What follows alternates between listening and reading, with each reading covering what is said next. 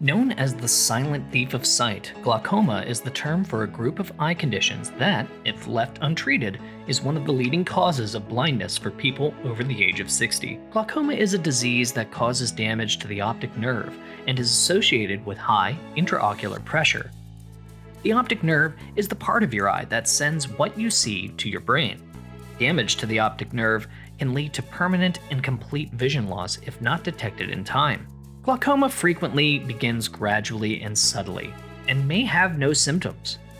So you may not realize that you have a condition until it has damaged your eyesight.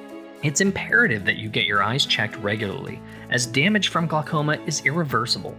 Your doctor will likely recommend certain eye drops to reduce intraocular pressure in your eye.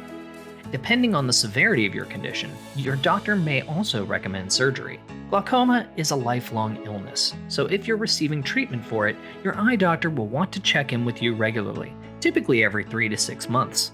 Every person's diagnosis is different, so make sure to follow your doctor's recommendations.